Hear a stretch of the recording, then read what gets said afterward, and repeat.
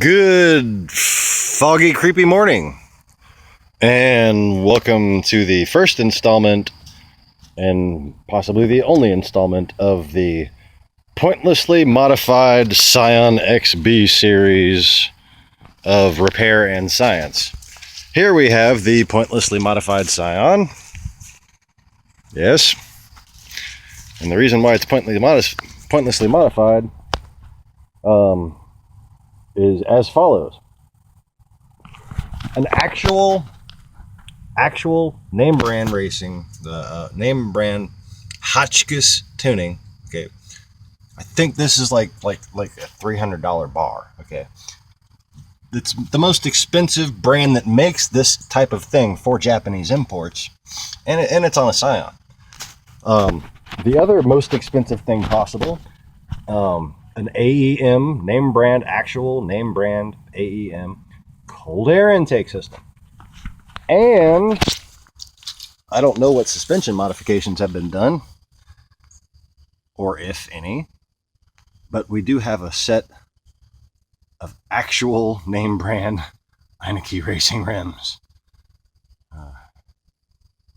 And that's just, let's face it, that's just weird. So this pointless modification has in fact seemed to be the death of this car. And as you may note in the title of the video, we have a seized motor, and it is due to this retarded infrastructure right here. See, your cold air intake is back behind this bullshit. See?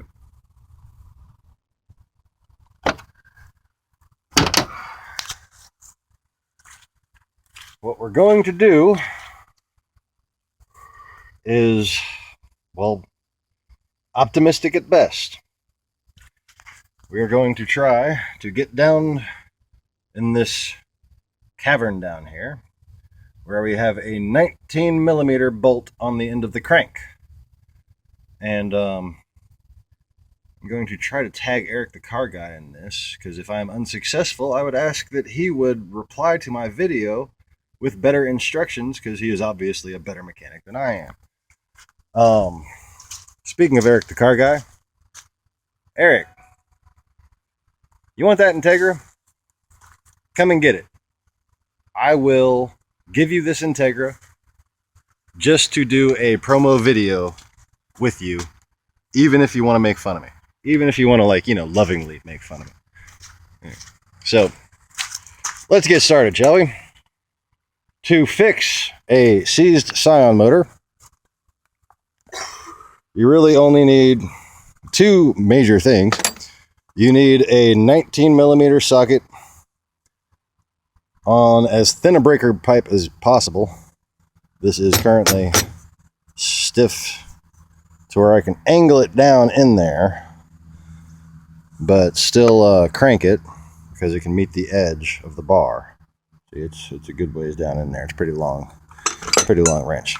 The other thing you need, just as you normally need to do anything on a little Japanese car, is a 10 millimeter